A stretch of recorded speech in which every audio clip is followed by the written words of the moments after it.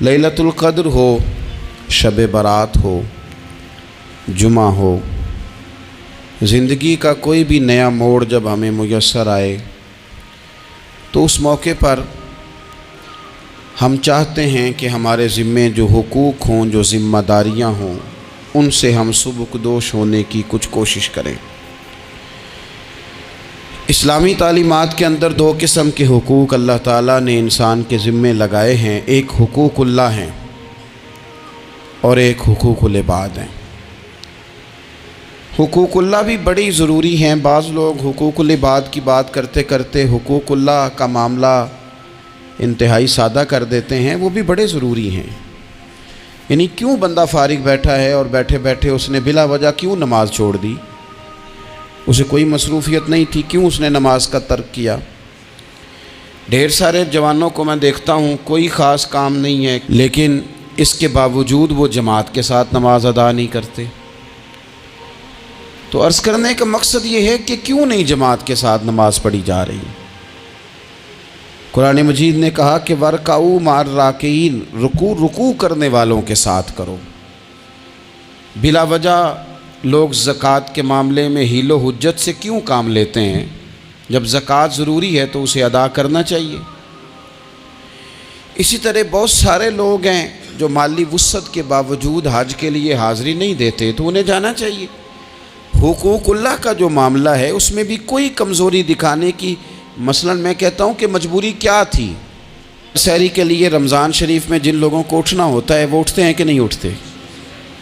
तो इसी तरह रूटीन में भी अगर हम नमाज की तरफ तवज्जो करें, एक बड़ा तबका है जो नमाज की तरफ तवज्जो नहीं करता। हुकूकुल्लाह का मामला मैं देखता हूँ कि हम टाइम निकाल के दोस्तों के पास जाते हैं, वक्त निकाल के अपने माँ बाप को, अपने अहबाब को, रिश्तेदारों को टाइम देते हैं। क्यों टाइम नहीं निकलता नफल पढ़ने के लिए?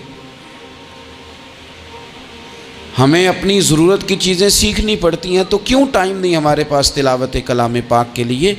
अल्लाह तबारक व तआला की बारगाह की हाज़िरी का ज़ौक़ बनाएं।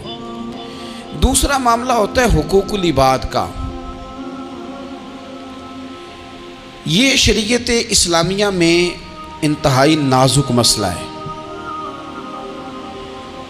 इंसान मुआशरती तौर पर बहुत सारे लोगों से वक्त गुजारता है, उठता बैठता है। कुछ लोग ऐसे होते हैं जिनके हुकूक उसके ज़िम्मा ज़्यादा होते हैं, कुछ के कम होते हैं। जैसे माँ बाप के हुकूक ज़्यादा हैं, निस्बतन चचा के मामू के हुकूक उससे कम हैं, निस्बतन असातिज़ा के मशाइख के हुकूक उस दर्जे के नहीं जिस दर्जे के माँ बाप के हुकूक हैं। हमारे यहाँ बहन भाइयों के हुकूक निस्बतन ज़्यादा होते हैं, दोस्त अहबाब के हुकूक उससे कम होते हैं, लेकिन बहरहाल एक दूसरे का हक़ हमारे ज़िम्मे आता है। अच्छा, फिर अल्लाह ताला ने अपने फ़ज़ल से एक तकसीम बनाई है कि किसी को फैक्ट्री का मालिक बना दिया है, किसी को मज़दूर बना दिया, किसी को इदारे का प्रिंसिपल बना दिया है, किसी को उस्ताद बना दिया है, किसी को अल्लाह तबारक व तआला ने किसी मकाम पे मैनेजर बनाया है और किसी को उसी इदारे में चौकीदार बनाया। ये तकसीम हो गई। अब उसमें नज़ाकत पैदा हो जाती है कि जो मालिक है उसने ज़्यादा ख्याल रखना है मज़दूर का, अपने वर्कर का, अपने मुलाजिम का, चौकीदार का, उसने ज़्यादा ख्याल रखना है। होता ये है कि हम जितने ज़्यादा बड़े होते जाते हैं उतने ज़्यादा आराम पसंद होते जाते हैं। हमारा ये ख्याल होता है कि हक़ तो सिर्फ मुलाजिम का है कि वो हमारा ख्याल रखे, हक़ तो सिर्फ मुरीद का है वो पीर साहब के लिए हर तरह का अदब बजा लाए, हक़ तो सिर्फ शागिर्द का है।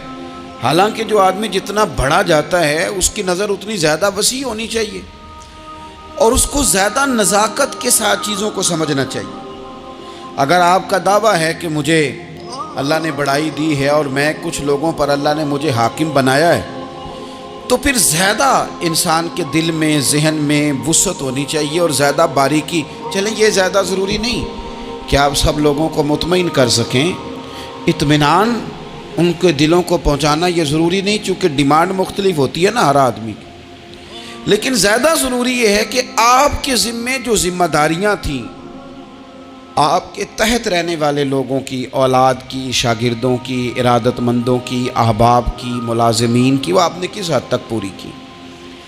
نبی پاک صلی اللہ تعالیٰ علیہ وسلم نے ہمیں حقوق العباد کے معاملے میں زیادہ احتیاط کرنے کا کہا ہے، اور حضور سید عالم علیہ السلام نے صحابہ کے بھرے مجمع میں سے یہ سوال کھڑا کیا، فرمایا تم مجھے بتاؤ مفلس کون ہے، غریب، تنگ دست اور بالکل تہی دست بندہ کون ہے؟ ہمارے ہاں سارے لوگ، یہ رمضان شروع ہوتا ہے تو لوگ کہنا شروع کر، پیر صاحب دعا منگو، حالات بڑے خراب ہیں۔ مثلا کیا خراب ہے حالات؟ شامی روٹی نہیں لبدی، حالات صرف یہ خراب ہیں کہ پڑوسی نے پجارو لے لی اور مجھے نہیں ملی، اتنے ہی حالات خراب ہیں، اس سے زیادہ تو نہیں۔ حالات اتنے ہی خراب ہیں کہ جو باہر بھائی چلا گیا تھا اس نے فلانی سوسائٹی میں پلاٹ لے لیا، میں پیچھے رہ گیا ہوں، اس سے زیادہ تو کوئی ایسا معاملہ نہیں۔ تو کتنے سارے لوگ ہیں جو اس بات کا اظہار کرتے ہیں۔ پھر میں نے یہ دیکھا ہے کہ بلا وجہ کے بعد لوگ شکوے کرتے ہیں، دیکھو جی میرا بھائی ہے، میرا دوست ہے، میرا رشتہ دار ہے، پڑوسی ہے، تو اس نے گاڑی بدل لیا ہے، موبائل بدل لیا ہے، فلانی چیز اس نے لے لیا، میرا خیال نہیں رکھا۔ بھئی مثلا آپ کا کیا خیال رکھنا چاہیے تھا؟ نہیں، اس نے موبائل لیا ہے 3 لاکھ کا، تو آپ کا خیال ہے کہ میرا یہ خیال رکھتا کہ 1.5 کا مجھے لے دیتا، 1.5 کا وہ یہ لے لیتا۔ یہ مطالبہ غلط ہے شریعت میں۔ آپ کے جو ذمے، اس کی ذمہ داریاں جہاں تک بنتی ہیں وہاں تک تو وہ ادا کرے گا۔ دیکھیں نا، شریعت اسلامیہ بڑا پیار کرتی ہے بندے کے ساتھ، تو کھرب پتی بندے پر بھی شریعت نے یہ نہیں قدغن لگائی کہ تو کھرب پتی ہے تو اس طرح کر 40% زکوٰۃ دے، یہ نہیں کہا۔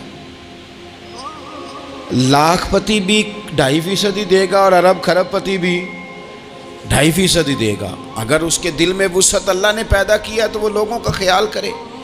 تو حقوق العباد کے معاملے میں بعض تو ہمارے مطالبات ہیں جو مطالبے ہی سرے سے درست نہیں، سرے سے ٹھیک نہیں، لیکن جو بعض اوقات ہمارے وجود سے، لہجے سے، آنے جانے سے ٹھیس پہنچ جاتے، میں پرسنلی بعض چیزوں کو نوٹ کرتا ہوں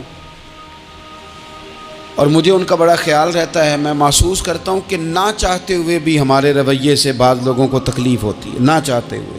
تو حقوق العباد کے مسئلے میں ہم زیادہ کمزور ہو جاتے ہیں۔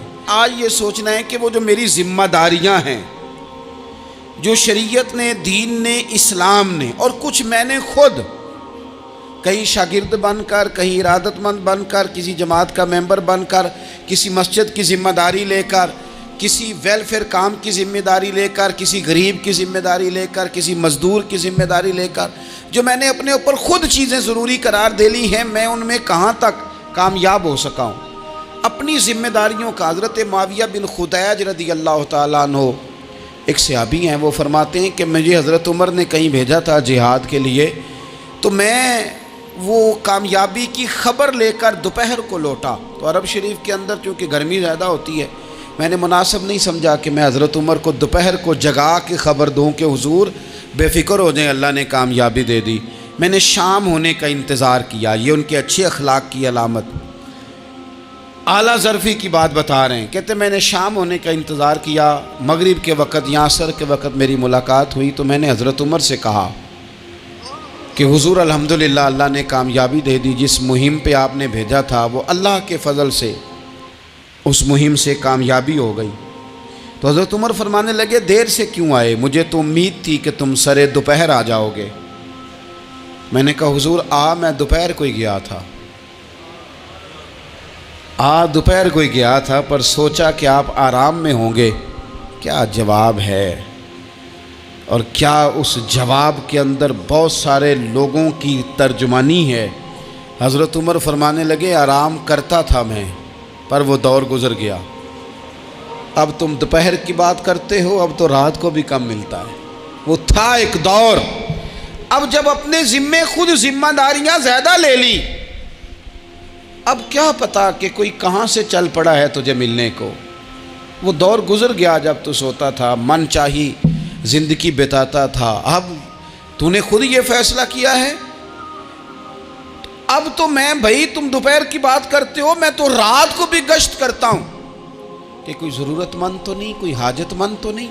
تو جو ہمارے ذمہ داریاں ہیں ان میں نازک حد تک، امام بہقی روایت لائے ہیں، ایک صحابی تھے جو حضور کو ہنسایا کرتے تھے، حضور کو ہنساتے تھے، نبی پاک کو بڑے پیارے تھے۔ اس طرح کے بھی کچھ بندے ہونے چاہیے، اس طرح کے بھی کچھ بندے صحابہ کرام علیہم رضوان فرماتے ہیں جب حضور غم امت میں پریشان ہوتے تھے تو ہم منتظر ہوتے تھے کہ کبھی وہ ہنسانے والا آج آ جائے نا، دو چار باتیں ایسی کر جائے نا ہنسانے والی تو معاملہ ٹھیک ہو جائے۔ کچھ لوگ ایسے ہوتے ہیں جن کو دیکھ کے ہی چہرے پر تازگی آ جاتی ہے، مثل تعویذ ہوتے ہیں نا کچھ لوگ، وہ جب بھی ملتے ہیں شفا ہوتی ہے۔ تو یہ حضور کے پاس بیٹھے ہوئے تھے اور ہنسانے والی گفتگو کر رہے تھے، تو نبی پاک بھی ان سے باتیں کرنے لگے۔ تو بات کرتے کرتے نا حضور نے انگلی ان کی طرف بڑھائی تو ان کے وجود کو انگلی لگ گئی۔ ایک تو وہ روایت ہے نا کہ صفیں سیدھی کراتے وقت حضور تیر کے ساتھ صفیں سیدھی کرا رہے تھے تو ایک صحابی کے پیٹ پہ لگ گیا، انگلی لگ گئی۔ عجیب دیوانے ہیں، کہنے لگے آپ نے مجھے تکلیف دی ہے، معاذ اللہ انگلی چبھو دی، میں نے تو بدلہ لینا ہے۔ ہمارے ہاں مسئلہ یہ بن گیا ہے کہ کوئی بڑا آدمی بھی اپنے آپ کو قانون کے حوالے نہیں کرتا۔ ملک سے لے کر امت مسلمہ کے کل مسائل تک ہمارے ملک کے اندر ہر بندہ اس کا مزاج ہوتا ہے کہ وہ اپنے آپ کو قانون سے بالا تر سمجھتا ہے۔ لائن میں لگنا لوگ پسند نہیں کرتے۔ یہ ایک بہت بڑا مسئلہ ہے۔ حضور صلی اللہ علیہ وسلم کی انگلی لگ گئی تو کہنے لگے آپ نے تو مجھے تکلیف دی ہے، میں تو بدلہ لوں گا۔ تو حضور نے فرمایا لے لے بدلہ۔ اپنے آپ کو قانون کے حوالے بڑا آدمی جب کرتا ہے تو قانون کی عزت بڑھتی ہے، قانون کا وقار بڑھتا ہے، سوسائٹی کے اندر پھر طاقتور قانون ہو جاتا ہے۔ لیکن جب غریب آدمی کے لیے قانون اور ہو اور امیر کے لیے قانون اور ہو تو اصل معاملہ تو قانون کی بالادستی کا ہے، آئین کی پاسداری کا ہے، اصولوں پہ کھڑے ہونے کا ہے۔ تو نبی پاک صلی اللہ تعالیٰ علیہ وسلم سے کہا کہ میں، حضور نے فرمایا لے لو بدلہ۔ یہ حقوق العباد کی نزاکت عرض کر رہا ہوں، لے لو بدلہ۔ انہوں نے کہا جی پیٹ سے کپڑا ہٹائیے، تو حضور نے پیٹ سے کپڑا ہٹا دیا۔ تو بڑے دیوانے آدمی تھے، انہوں نے امت کو بتانا تھا کہ کچھ اس طرح کے رنگ بھی ہوتے ہیں محبت کرنے کے لیے، الٹی ہی چال چلتے ہیں دیوان گانے عشق، آنکھوں کو بند کرتے ہیں دیدار کے لیے۔ اس طرح بھی کبھی کبھی ہوتا ہے۔ کپڑا حضور نے ہٹایا تو انہوں نے نبی پاک کے جسم نور کو چومنا شروع کر دیا، کہنے لگے دن بڑے ہو گئے تھے، موقع نہیں کو بن رہا تھا، تو چلو یہ ایک موقع ملا ہے، حضور آپ کو کسی کے ساتھ زیادتی کر سکتے ہیں تو میں تو موقع تلاش کر رہا تھا۔ اور میرے بھائی نماز کا بھی موقع تلاش کرتے تھے صحابہ، جہاد کا بھی موقع ڈھونڈتے تھے، پر محبوب سے محبت کا بھی موقع ڈھونڈتے تھے۔ کبھی کبھی نا محبت کا بھی تو موقع نرے خشک نہیں نہ ہو جانا چاہیے۔ نہ علماں وچ پھسا سانو تو یار دی گل سنا سانو، اتھے علم دا سکہ نہیں چلدا جتھے عشق ہوراں دا ڈیرا ہے۔ تو کبھی ادھر بھی ہیں حقوق العباد کے معاملے میں نزاکت۔ اور پھر جو آیت میں نے قرآن پاک کی پڑھی، ایک تو یہ ہے کہ آپ لوگوں سے معافی معافی مانگے۔ ہمارے ہاں نا معافی کا مزاج، قبول کریں جب کوئی بندہ معافی طلب کرے تو معافی۔ ہمارے ہاں معافی مانگنے کا رواج میں آپ یقین کریں سرے سے ہے ہی نہیں، بلکہ الٹا لوگ چڑھائی کر جاتے ہیں، کہتے ہیں اوہو تم نے معافی مانگ لی ہے تو معاملہ ہی ختم ہو گیا۔ اور جو آدمی، میں بڑے زمانے سے کہہ رہا ہوں کہ میرے ملک میں ایک رواج بنتا جا رہا ہے، جس کی زبان جتنی زیادہ سخت ہوتی ہے اس کا عروج اتنا زیادہ ہوتا ہے۔ جو تھوڑا سا شرافت کا مظاہرہ کرے لوگ اسے بزدل سمجھ لیتے ہیں۔ عزیز بھائیوں، اپنی زندگی میں معافی مانگنے کا مزاج بنائیں۔ آپ طلب کریں کہ یار مجھ سے غلطی ہو گئی، میں انسان ہوں۔ آپ یقین کریں ڈھیر سارے لوگ ہیں جن کے ذمہ ڈھیروں معافیاں ہیں، لیکن ان کا مزاج نہیں، ان کی طبیعت نہیں، ان کا تکبر آڑے آ گیا ہے۔ اور میرے نبی پاک صلی اللہ تعالیٰ علیہ وآلہ وسلم نے فرمایا تھا یہیں بدلہ دے دو کسی کا دینا ہے تو، یہیں معافی لے لو، یہیں، ورنہ فرمایا یاد رکھنا قیامت کے دن تو اس طرح ہوگا کہ اگر سینگ والی بکری نے بغیر سینگ والی بکری کو مارا ہوگا اسے بھی قیامت میں بدلہ دینا پڑے گا۔ یہی معافی تلافی لے لو، یہی۔ تو ہمارے ہاں مزاج نہیں، مزاج بنائیں نا آپ، معافی کا مزاج بنائیں۔ رسمی ویسے معافیاں مانگتے ہیں، آج پہ جا رہا ہوں بھائی اگر کوئی ہو گئی تو معاف کر دینا، یہ تو رسم ہے، تو بڑی دنیا ادا کرتی۔ آپ کو پتہ ہے کہاں آپ کو معافی لینی ہے. تو جہاں جہاں اس طرح کے معاملات ہیں وہاں آپ کلیئر کریں. صحیح بخاری میں حدیث ہے حضرت ابو ذر غفاری سے، جب کسی نے کہا کہ آپ نے اسی طرح کے کپڑے خود پہنے ہیں جس طرح کہ آپ کے غلام نے پہنے، یہ کیا معاملہ ہے؟ تو فرمانے لگے، اعلانیہ خود بتانے لگے، فرمانے لگے مجھ سے ایک دفعہ غلطی ہو گئی تھی، میں نے ایک غلام کو جھڑک دیا تھا تو نبی پاک نے مجھے تنبیہ فرمائی، تو میں نے اس غلام سے معافی بھی مانگی، اور اس دن سے لے کر آج تک میں جس طرح کا خود لباس پہنتا ہوں اسی طرح کا اپنے غلام کو پہناتا ہوں. تو وہ خود بیان کر رہے ہیں، وہ لوگ اظہار کر رہے ہیں کہ ہم نے یہاں نبی پاک علیہ الصلوۃ والسلام کے تنبیہ کرنے پر ہم نے اپنے غلام سے، خادم سے یا کسی غلام سے معافی مانگی. تو معافی مانگنے سے بندے کا قد کبھی چھوٹا ہوتا ہے؟ میرے نبی پاک علیہ السلام نے فرمایا جو معافی مانگ لے اللہ تو اس کی عزت میں اضافہ کر دیا کرتا ہے. تو اس لیے ایک تو جہاں یہ معاملہ ہے وہاں، اور دوسری جو آیت میں نے تلاوت کی اس میں اللہ کہتا ہے کہ غصہ پی بھی جاؤ، معافی مانگو بھی اور معاف کر بھی دو. والکاظمین الغیظ والعافین عن الناس، فرمایا وہ لوگ جو غصہ پی جاتے ہیں اور لوگوں سے درگزر کرتے ہیں، لوگوں سے درگزر کرتے ہیں. واللہ یحب المحسنین، اللہ ان احسان کرنے والوں سے محبت فرماتا ہے، ان سے اللہ پیار کرتا ہے. تو رب فرماتا ہے جو غصہ پی جاتے ہیں والعافین عن الناس، اور لوگوں سے درگزر کرتے ہیں، ایک تو معافی مانگے اور دوسرا معاف کر بھی دیں. اگر دل میں کوئی بات ہو تو معاف، ہر روز لوگوں کو معاف کر کے سویا کریں. پہلے تو اس طرح کا کوئی کام ہی نہ کریں. ایک شخص نے جملہ کہا تھا، لکھا تھا، کمال لکھا تھا، اس نے کہا تھا کبھی ایسا کوئی کام نہ کرنا کہ کوئی تمہاری وجہ سے جا کے رب کے سامنے رونا شروع کر دے. ایسا کوئی کام نہ کرنا کہ کوئی بندہ تمہاری شکایتیں اللہ رسول کو لگائے. اس طرح کا کبھی کام نہ کرنا کہ وہ تڑپ اٹھے اور کہے اب تمہارا شکوہ میں نے وہیں کرنا ہے. کچھ لوگوں کی شکایتیں کرنی پڑتی ہیں اللہ رسول کی بارگاہ میں بھی، اپنے مشائخ کی بارگاہ میں کر دیتے ہیں. بعض اوقات انسان وہ بے بسی کے عالم میں کرے یا بہت زیادہ تکلیف اسے سہنی پڑے تو تب کرے، ہو جاتا ہے. تو ایک تو ایسا کریں نا، اور کوشش کریں لوگوں کو معاف کر دیں، اپنے دل سے چیزیں نکال دیں.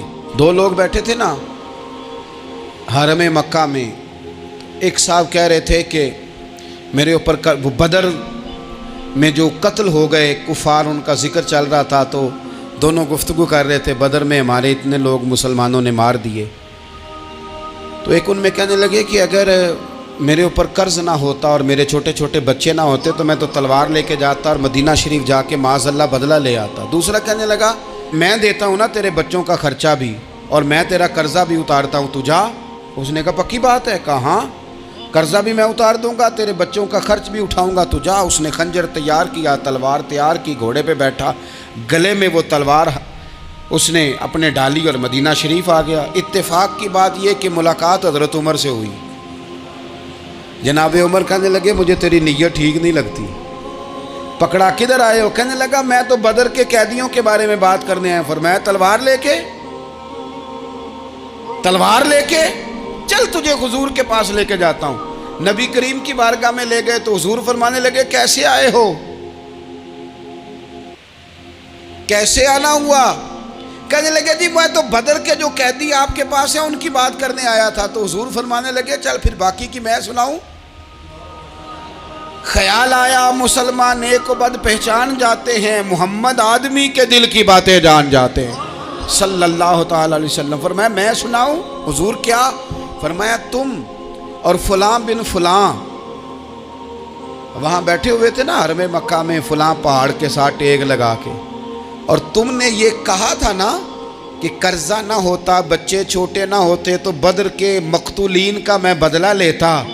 یہ سارا کچھ طے کر کے پھر آئے ہو تلوار لے کے، اور یہاں کہتے ہو میں قیدیوں کے بارے میں بات کرنے آیا تھا.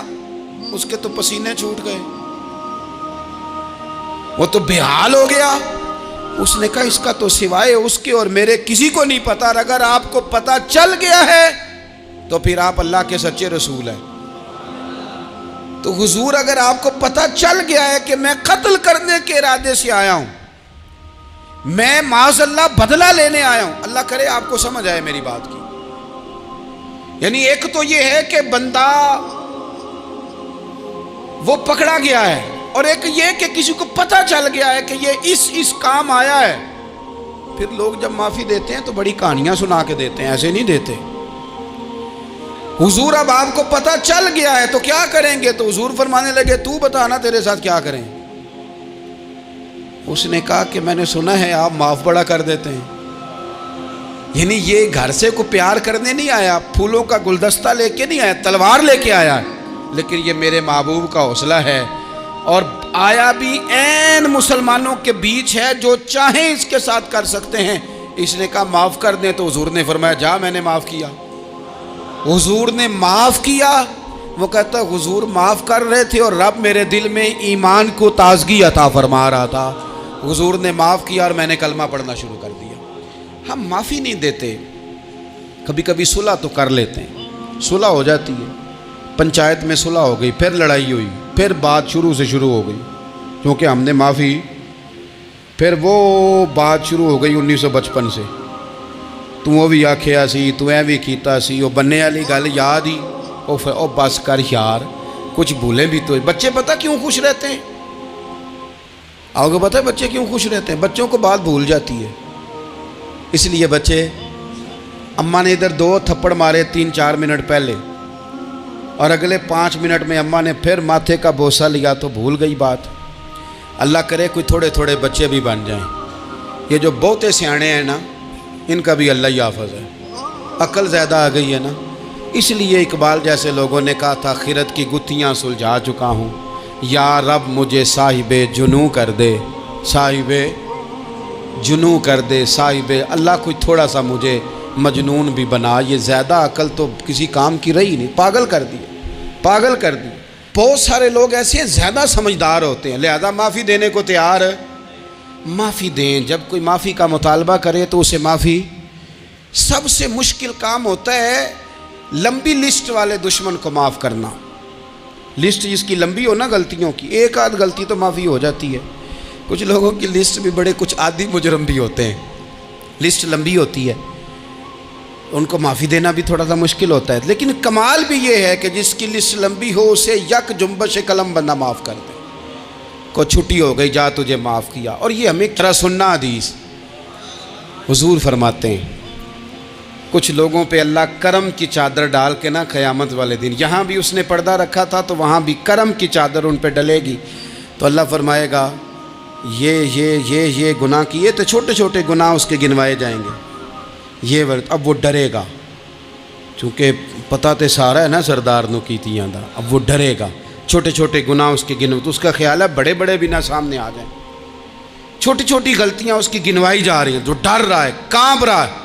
قربان جائیں نبی پاک کے لفظوں پہ، کچھ گلاں اجیاں نے قرآن پاک اجیاں نے، یہ نا میری دادی کہا کرتی تھی، میری اماں کہا کرتی تھی، کچھ کام اجائے نے، کچھ گلاں اجیاں نے کہ اتنے دل کردہ صفحہ بند ہو جانا ہے تو معافی ہو جانی، یعنی ختم ہے یہ بات، اس سے آگے کسی نے سوال پوچھنا ہی نہیں۔ چھوٹے چھوٹے گناہوں کا اللہ تذکرہ فرمائیں، یہ کیا یہ کیا یہ کیا، یا اللہ ہو گیا۔ اب بندہ ڈر رہا ہے کہ بڑے بڑے بھی سامنے آ جائیں گے، لیکن چھوٹے گناہوں پہ ہی فل سٹاپ لگا کے نا، تو رب فرمائے گا یہ جو تیرے گناہ ہیں نا، اس کے بدلے تجھے نیکیاں دی جا رہی ہیں، تو نے سچی توبہ کی تھی تو ان گناہوں کو بدل کے نیکیاں بنایا جا رہی ہیں۔ پہلے ڈر رہا تھا، حضور فرماتے ہیں، اب فٹافٹ بول پڑا، کہنے لگا یا اللہ میں نے تو بڑے بڑے بھی کیے ہیں، یعنی اگر چھوٹوں کی نیکیاں بن گئی ہے تو وہ پاپ کدھر ہیں، بڑے بڑے وہ میرے کدھر ہیں۔ کریم یہ بات کر رہے ہیں اور صحابہ رو رہے ہیں، میں نے تو بڑے بڑے بھی کیے ہیں، بڑے بڑے کدھر ہیں۔ اللہ تعالیٰ بندوں کو معاف فرماتا ہے، رب اپنے بندوں کو وہ معاف کرتا ہے۔ اگر اللہ معاف نہ کرے تو جتنے جرم ہمارے رب کو ہمارا پتہ ہے، بتاؤ سویرے روٹی ملے، سانس ملے، شعور قائم رہے، جب مالک اتنا معاف کرتا ہے تو ہم اس کے بندوں کو کیوں نہیں معاف کرتے؟ کر دیں معاف۔ پکے لوگ کھڑے تھے، پکے دشمن کھڑے تھے فتح مکہ کے دن حضور کے سامنے، اور کچھ لوگ ایسے ہوتے ہیں جن سے امید نہیں ہوتی، اپنے ہوتے ہیں کہ یہ والا جملہ، اور بندہ کہتا ہے یار تجھے تو نہیں نہ کہنا چاہیے تھا، کوئی اور کہتا مجھے، کہتے ہیں، یہ نہ سمجھیں کہ لوگ کہتے نہیں، کہنے والے یہ بات ہی آپ چھوڑ دیں کہ کوئی آپ کو کچھ کہے گا نہیں، یہ چھوڑ دیں۔ مخلوق تو اس طرح کی بات ڈھونڈ کے لاتی ہے کہ انسان پریشان ہو جاتا ہے کہ یار میں یہ کر سکتا تھا، میں نے کیا نہیں، اور جو میں نے کیا نہیں وہ تو نے میرے کھاتے ڈال دیا ہے۔ ایسے لوگ سامنے کھڑے ہو گئے فتح مکہ کے دن کہ جن کے چہروں سے ان کی زیادتیاں عیاں ہو رہی تھیں، ان کے ظلم چھلک رہے تھے چہروں سے۔ حضور کے سامنے کھڑے ہیں، کانٹے بچھانے والے بھی، روڑے مارنے والے بھی، گلے میں رسیاں ڈال سارے کھڑے ہیں۔ حضور نے فرمایا بتاؤ تمہارے ساتھ کیا سلوک کروں؟ انہوں نے کہا آپ کریم ہیں۔ تو حضور نے پتہ کیا کہا؟ قرآن پاک میں ایک سورہ یوسف ہے، کچھ لوگوں کو لفظ یہ قصہ بھی بڑا برا لگتا ہے، تو اللہ فرماتے ہیں نحن نقص علیک احسن القصص، محبوب ہم آپ کو ایک سونا قصہ سنانے لگے ہیں۔ اس کو اللہ نے قصہ کہا، سونا قصہ، سورہ یوسف کو۔ تو سورہ یوسف کیا ہے بھلا؟ ذرا انداز دیکھیے سورہ یوسف کا۔ پہلے حضرت یوسف لاڈلے ہیں باپ کے، لاڈلے، پھر اسی جناب یوسف کے منہ پہ تماچے ہیں، پھر وہی جناب یوسف کنویں میں ہیں، پھر کنویں سے بچ گئے۔ کنویں میں گرا بھی بندہ کبھی بچتا ہے، بچ گئے، اللہ کی شان ہو تو بچ جاتا ہے، بچ گئے۔ فرماتے ہیں میں نے سمجھا بچ گیا ہوں، جب بچ گیا تو بڑی تکلیف ہوئی۔ بھائیوں نے کہا ہمارا غلام ہے، ہم نے بیچنا ہے۔ سگے بھائیوں نے بیچا، جو باپ کی طرف سے سگے تھے بیچا۔ فرماتے ہیں میں بکا، اب بڑا پریشان تھا کہ یار کبھی آپ غور کریں نا کسی کا ریٹ لگ جائے۔ فرماتے ہیں اب بڑا پریشان تھا، اور جب میں مصر میں گیا تو میں کونے میں کھڑا ہوں اور لوگ مجھے خرید رہے ہیں۔ محبت میں یہ قصہ سنانا تو آسان ہے کہ بی بی اٹی لے کے آ گئی تھی، پر جو بیکرا ہے اس کا بھی تو حال دیکھو نا کیا ہے، اس کا ریٹ لگ رہا ہے، یہ بھی تو بڑی۔ اور جناب یوسف کہتے ہیں پھر عزیز مصر نے خرید لیا تو بادشاہ کے گھر گیا تو کچھ سکھ کا سانس آیا۔ یہ حضرت یوسف ہیں، یہ لاڈلے ہیں۔ فرماتے ہیں سکھ کا سانس لیا ہی تھا کہ جناب زلیخا نے الزام لگایا، اور وہ غلطی معاذ اللہ جس کا تصور بھی نہیں، اس کی پاداش میں سالوں جیل کاٹا۔ لیکن خدا کی حکمت ہے نا، اللہ کا کرم ہے نا، جس ملک کے وہ قیدی تھے رب نے اسی ملک کا حکمران بھی بنا دیا۔ یہ اللہ کی حکمت ہے نا، تقاضے ہیں نا۔ صبح کے تخت نشین شام کے مجرم ٹھہرے، ہم نے پل بھر میں نصیبوں کو بدلتے دیکھا، وہ جو چاہے جب چاہے کر دے۔ تو جب وہی بھائی مجبور ہو کر سوالی بن کر سامنے آئے ہیں، پتہ کیا ہوتا ہے، بندہ معاف کر دیتا ہے، بہت سارے لوگ معاف کرتے ہیں، پر کہانیاں سنا کے پتہ جے نا ادوں کی آکھیا ساجے، پتہ جے نا ادوں کی کیتا ساجے، پھر پتہ جے نا تسی اے بھی آندے سو، یہ ساری کہانیاں سنا کے۔ لیکن حضرت یوسف کے سامنے کھڑے ہو گئے، جناب یوسف نے بات چھیڑی کوئی نہیں، فرمایا تم سے بات ہی کوئی کرنی، جاؤ تمہیں سارا کچھ معاف کیا۔ اب جب یہ لوگ مکے والے حضور کے سامنے کھڑے، اس طرح معافی دینی چاہیے۔ یہ جب سامنے کھڑے ہوئے تو حضور نے فرمایا پتہ ہے تمہارے ساتھ کیا سلوک کرنے والا ہوں؟ کہا حضور نہیں۔ فرمایا وہی جو جناب یوسف نے بھائیوں کے ساتھ کیا تھا، پچھلا صفحہ پلٹنا ہی کوئی نہیں، جاؤ تمہیں معاف کیا، جاؤ تمہیں معاف کیا، جاؤ تمہیں معاف کیا۔ اور صرف معاف نہیں کیا، ساتھ عزت بھی دی۔ سب سے زیادہ مقابلے تو حضرت ابو سفیان نے کیے تھے نا، آخر تک وہ آئے تھے، آج وہ کلمہ پڑھ رہے ہیں، سردار ہیں، کلمہ پڑھ رہے ہیں، تو نبی پاک نے صرف معافی نہیں دی، عزت بھی دی۔ فرمایا جناب ابو سفیان چونکہ اب مسلمان ہو گئے ہیں، میں سب کو معاف کرتا ہوں، جو اپنا اندر سے دروازہ بند کر لے اسے بھی معاف کرتا ہوں، اور جو ابو سفیان کی حویلی میں آ جائے اسے بھی معاف کر دوں گا۔ تو ابو سفیان وہ کہتے ہیں میں حیران ہی ہو گیا کہ اتنی بڑی بات، معافی بھی دی اور ساتھ عزت بھی دی۔ تو آج جو سبق آپ کی خدمت میں میں نے عرض کیا ہے، اس کو آپ امید ہے یاد رکھیں گے۔ ایک تو یہ کہ معافی مانگ لیں، اگر کسی جگہ ہمارا معافی مانگنا اگر ہم سمجھتے ہیں، ہمارا دل ضمیر گواہی دیتا ہے کہ مجھے معافی مانگنی چاہیے تو معافی مانگیں۔ اور دوسرا پھر معافی دیں بھی، اور معافی دیں، سیاسی صلح نہ کریں، معافی دیں تو پھر واقعہ ہی دیں، دل سے دیں۔ اور آخری بات یہ کہ جس طرح ہم نے لوگوں سے معافی لینی ہے اور معافی دینی ہے، اسی طرح جہاں ہم سے شرعی قباحتیں ہوئی ہیں، اخلاقی کمزوریاں ہوئی ہیں۔ ایک بات تو اچھی طرح سمجھ لیں کہ نفل پڑھنے سے حقوق العباد نہیں معاف ہوتے، وہ بندے سے معافی مانگنے سے ہی ہوتے۔ ساری رات کو بندہ تسبیح پڑھے اور کہے کہ میں نے اماں کی نافرمانی کیا تو معافی ہو جائے گی، نہیں، وہ اماں ہی معاف کرے گی تو معافی ہوگی، وہ ابا ہی معاف کرے گا تو پھر ہی معافی ہوگی۔ تو جو جہاں شریعت کی مخالفت کی ہے وہاں بھی معافی مانگیں، اللہ کے حضور گڑ گڑائیں، توبہ کریں، اور توبہ بدل جانے والی کریں، تبدیل ہو جانے والی توبہ کریں۔ معافی مانگ بھی لے، معافی دے بھی دیں، اور آپ سے یہ بھی گزارش کروں گا کہ جہاں اللہ رسول کی ہم سے نافرمانی ہوئی ہے وہاں تنہائی میں 2 نفل پڑھ کے، تنہائی میں اللہ تعالیٰ سے بھی معافی کے خواستگار ہوں۔ یاد رکھیں جب اس کی خفیہ تدبیر آ گئی تو پھر معافی کا وقت ہو سکتا ہے خدا نہ کرے ہمیں نہ مل سکے، تو اب وقت ہے، خوب استغفار کریں، خوب معافی مانگیں۔ اللہ تعالیٰ آپ کو اور مجھے عمل کی توفیق عطا فرمائے۔